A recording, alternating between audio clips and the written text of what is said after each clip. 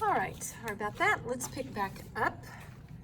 We'll start with problem 15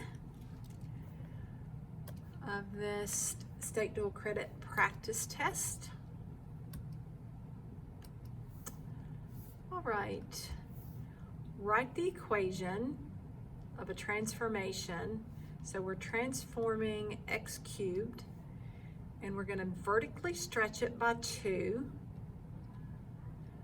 That means I'm going to be making it very skinny and down 3. Oh, and here we have right 5.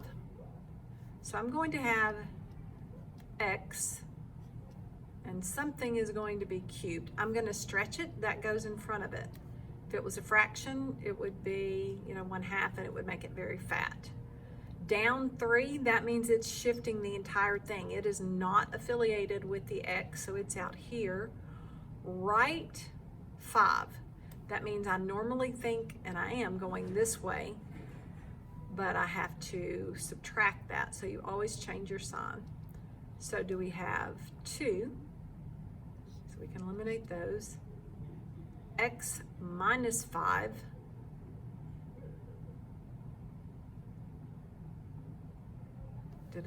Down 3, not up 3. That was my bad. That was down. So it is going to be that answer choice right there. Okay, solve this equation. Give the exact answers for pi. Okay, I see I have a cosine and a sine. I want them in the same language. So remember when I said you can write these on your formula sheet? If I have here a cosine squared, let's solve for cosine squared. And I know that cosine squared is equal to 1 minus sine squared. So make sure you know why I'm writing that. So cosine squared equals 1 minus sine squared. So let's just substitute that in.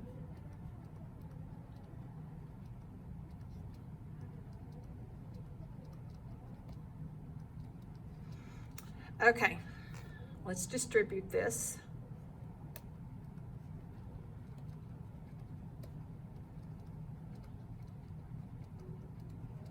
I always like to have this positive, so if I multiplied everything by -1, I would end up with a leading positive coefficient. So 2 sine squared minus 3 sine minus 2 equals 0. So now I need to factor this. The only thing that gives me 2 sine squared is 2 sine and sine. One's going to have to be positive, one's going to have to be negative, and the only factors of 2 are 2 and 1. So if I make this -2 and this +1, I get -4 sine plus +1 sine, which gives me -3 sine. Perfect, that's what I want. So now when I solve for these, I get 2 sine plus 1 equals 0, and sine minus 2 equals 0. We have nothing where sine is equal to 2, so that's irrelevant. 2 sine then is equal to -1. So we want to know, where is sine -1/2? And let's look for where our restrictions are.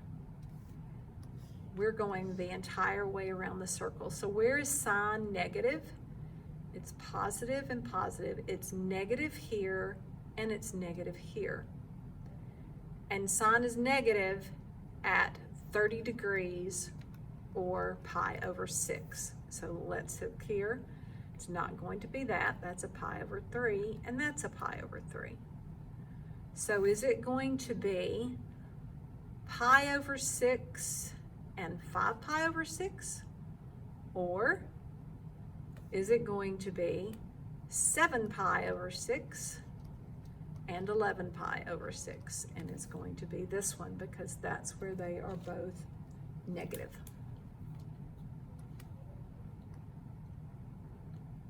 Okay, let's look at 17. This is also going to be on your formula sheet because it says sine of 15. That means we're going to have to know, we're going to take an angle minus an angle because I don't have the knowledge of what sine of 15 is, but I do have like the sine of 45 and the sine of 30. So I look at my formula sheet right there in the middle, and when I have the sine of alpha, so if I want to take, let's say the sine of 45 minus 30, because I know both of those, so that's going to be alpha minus beta gives me the sine of alpha times the cosine of beta. Minus is on the bottom, and then this one is also on the bottom. Cosine of alpha and the sine of beta. Okay, let's plug in. What is the sine of 45 and then the cosine of 30 minus the cosine of 45 and the sine of 30? Cosine of 45, I mean the sine of 45, square root of 2 over 2. Cosine of 30, square root of 3 over 2, minus cosine of 45. Notice all of these are positive. We're all in the first quadrant, so everything's positive. Sine of 30, that's the only one we had to memorize. 1/2. Square root of 2 times the square root of 3. Remember, radical and multiply what's under it. Over 4, because you multiply straight across the top, straight across the bottom. Square root of 2 times 1 is the square root of 2. 2 times 2 is 4. They have the same denominator, so you can combine those. And that should be your answer. Square root of 6 minus square root of 2 over 4. Okay, this next one, I'm just going to tell you, I have no idea how to do this. Some of you can probably figure it out better than me if you know half-life, because I know this has something to do with physics. I'm just not a physics person, so I don't know. But I will tell you the answer for this one is this one right here.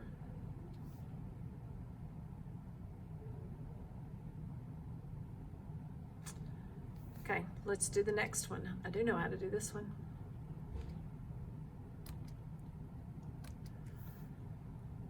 Okay, we want to find the area of this entire parallelogram, and the formula is base times height. A to B is 40, so that's my base. That's 10. Angle A is 30 degrees. I need to find my H. Okay. So now let's think about this. Hypotenuse, opposite, adjacent. So I could say, what is the sine of 30? 1/2, right? So if I said, okay, the ratio would be 1 to 2. Great. Well, if this is 10, what is this side? It's going to be 5. That makes sense? Think about it. I know that my hypotenuse is 10, so I have opposite to hypotenuse. And I know that I don't know my opposite, but I do know my hypotenuse.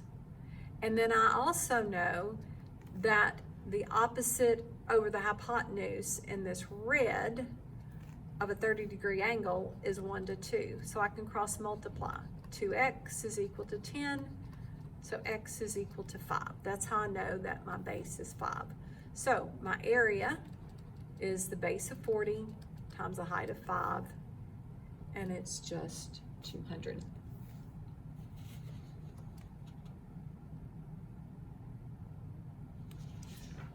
Okay, find the domain of this. This is asking me, are there any x's that I'm restricted? Can I put any x in here? I always have to make sure my denominator is not 0, but it doesn't matter what I put in. I can put in a 0 and I get out a 4. If I put in a -2, I get out an 8. What if I put in a +2? I still get out an 8. So there are no restrictions here. So that means all real numbers can go in number 20. Average rate of change is really the slope between A and B. So find the average rate of change as x changes from here to here. So when x is 0, what is y? And when x is 5, what is y? So let's plug that in. 0, 0. So I have a point of 0 and 8. What if x is 5? That gives me -25 plus 15 plus 8. So when x is 5, what is y? -2. Because -10 plus 8 is -2. I want to find the slope between these. So I'm going to take the change in my y's over the change in my x's. That's what that delta symbol means, is change. So we can take 8 minus -2 over 0 minus 5, which gives us 10 over -5, which gives us -2.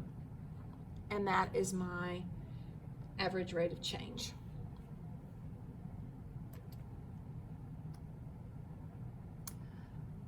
This next one is kind of tricky, and it is tricky. The process of drawing it is what's tricky. You are going to use this, and I'm going to show you why. So if you will pay attention to the problem where we had to use this one, and then now the problem where you use this one, because they are typically always the same type.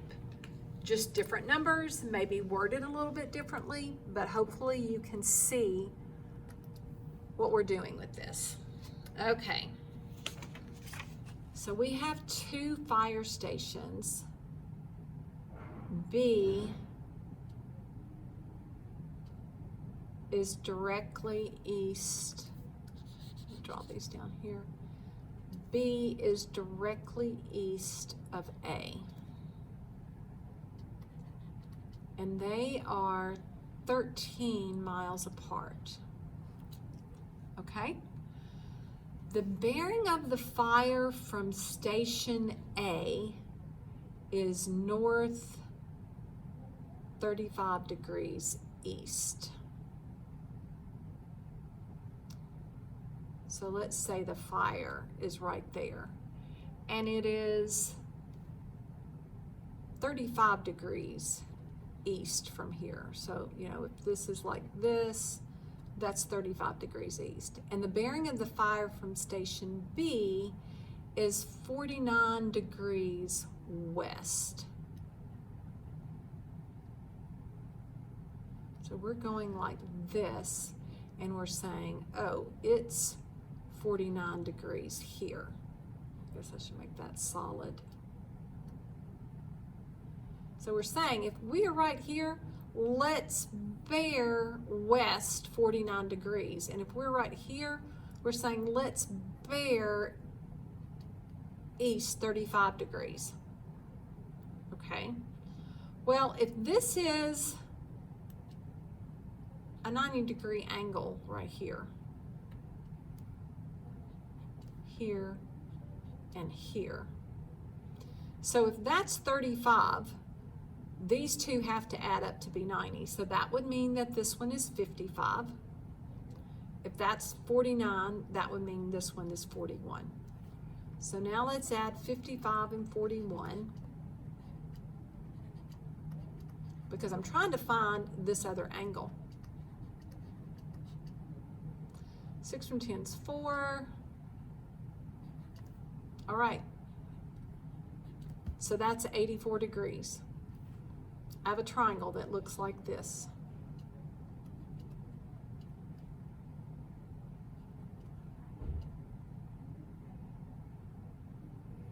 Okay.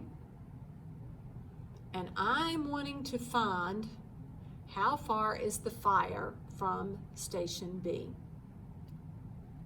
I want to find that right there. Do you remember the other one? When we used, let me find my formula sheet, when we used the law of sines, cosines right here, we had to have side, angle, side. That's not what we have. You have to have a pair. Do you remember last year in Math 3 when we talked about that? You have to have a pair. And when you do that, you say, oh yeah, the sine of 84 over 13 is the same ratio as, well, I know that this is 55 because I found that over here. So we could say the sine of 55 is to x, and that's going to help me find my problem. All right. I can go ahead and solve this, but I also want to see if I can start eliminating. I have an 84 and a 55 and a 13. 13 is everywhere, but now I want 84 and 55. I can eliminate those three. These other three have numbers in our problem, but we have to know how to find these red angle measures. They gave us the blue ones, 35 and 49. That's not what's inside the triangle. That is the bearing from the fire station, okay? Keep that in mind.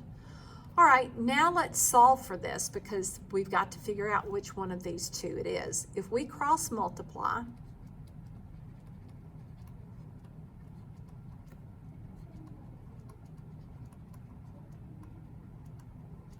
then we would need to divide through by the sine of 84. And hopefully you can see that our answer is going to be B. The sine of 55 divided by the sine of 84. Okay.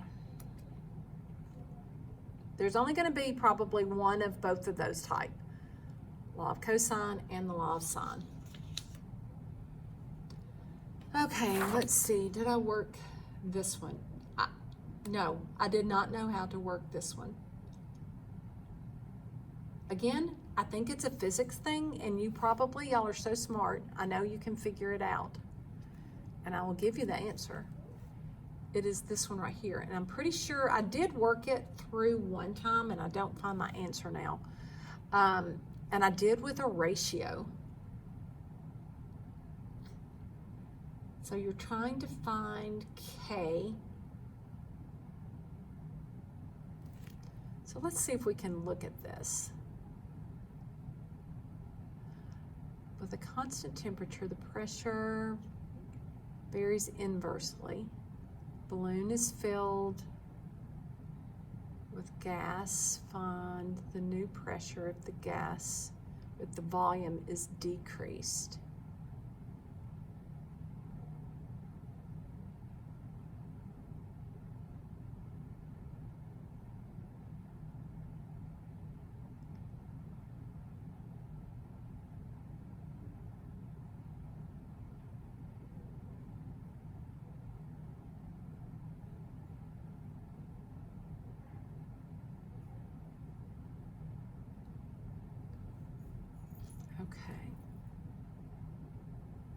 Originally it was 26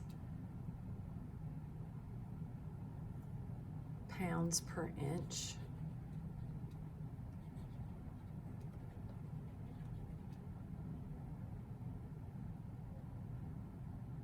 Volume is decreased to 82 cubic inches.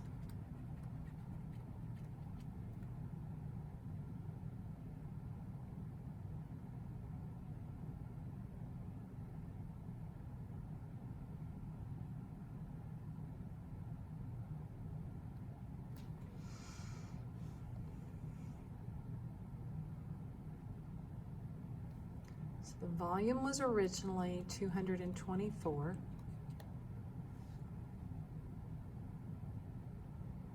And it's decreased to 82.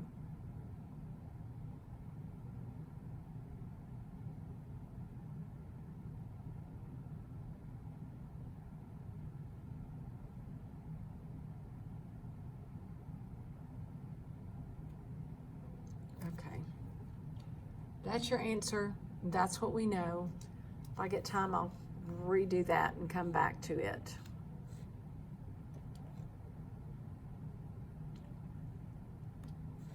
Okay, 24. If I want to go back, and it says to simplify this, well, what is cotangent squared? When I look at this, you'll see cotangent squared is equal to cosecant squared minus 1.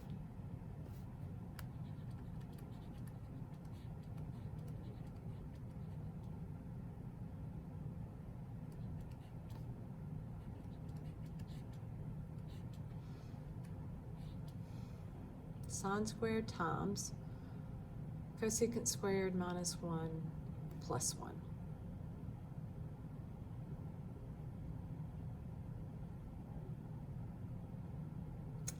Well, it looks like this is just going to be sine squared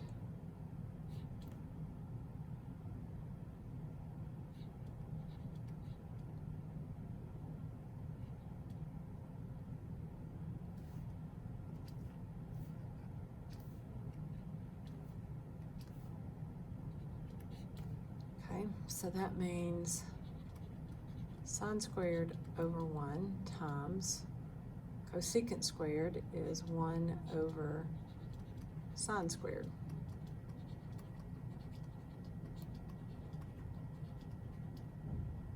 So your answer is just 1. Okay? For number 25, evaluate the sine of 8 pi over 3. Okay. Pi over 3, 2, 3, 4, 5, 6, 7. Here is 8 pi over 3. The sine is going to be positive, and it's going to be square root of 3 over 2.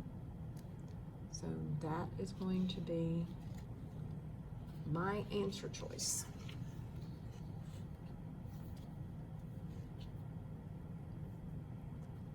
Okay, 26.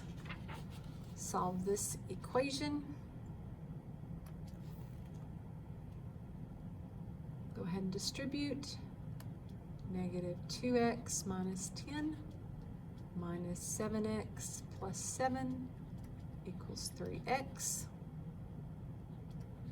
minus 9x minus 3 equals 3x. 12x equals negative 3. X is equal to negative 1/4. Find the solutions to this absolute value expression. Remember, when you have an absolute value, you set 3x plus 1 equal to 5, and then 3x plus 1 equal to negative 5. Two expressions, always. Let's solve these. So 3x is equal to 4. 3x is equal to negative 6. X would be equal to negative 2. And x would be equal to 4/3. So let's see which of these we are saying. What are the solutions where we want x to be something that will give us an expression that is going to be less than or equal to negative 5? Now look at the difference between this and this, because I know this is not what it's saying. There are not multiple solutions between negative infinity and negative 2. These are my only two solutions here. There are no more. This is giving me multiple and that's giving me multiple. Now let's look. These are the same thing. The only difference is this versus this. That's a point. This is not a point. It's two values. One of them is negative 2, one of them is 4/3. This is your answer selection. That's the only two differences.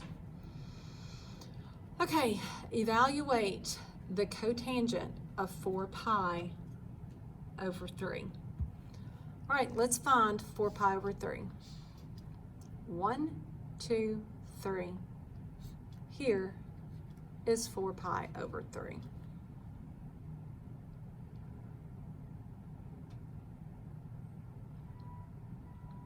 So that would mean, how did I go about solving this? Okay, I know that 4 pi over 3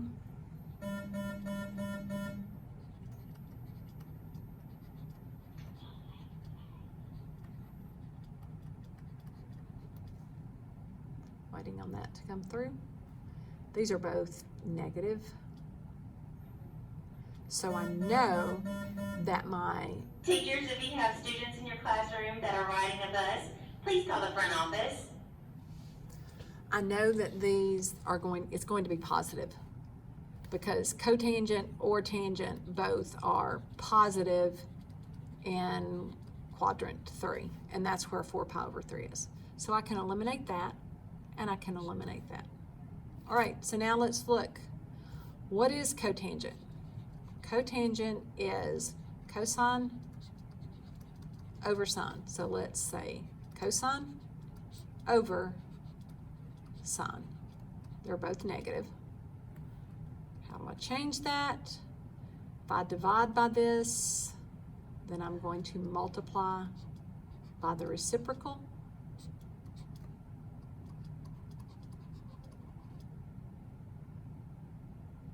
Then I have to rationalize the denominator, and I end up with the square root of 3 over 3. So my answer choice is 28. I mean, not 28, the last one for 28. Okay, let's look at 29. Determine the interval for which that is positive. Okay, first thing I did was factor. One has to be 3x, one has to be x. Only factors of negative 2 are 2 and 1. So let's try this. That gives me negative 6x and positive x, which gives me negative 5x. Great. Now let's solve.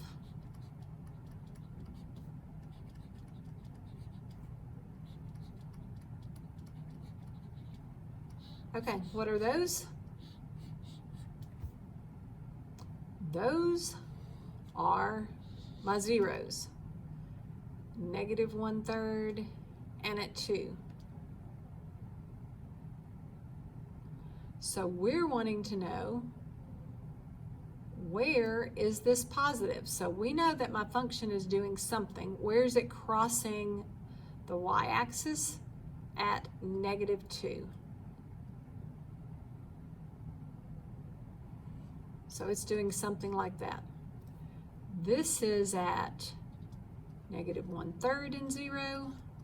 This is at 2 and 0. So where is my function positive?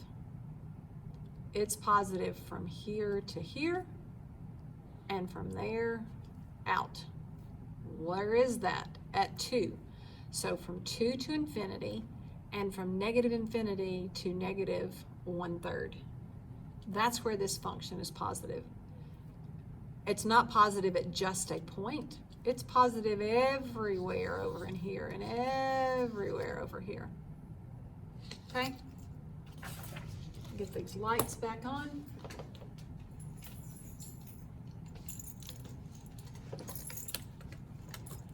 Okay, let's look at number, you know what? Let's stop this now and then we'll pick back up with a new one.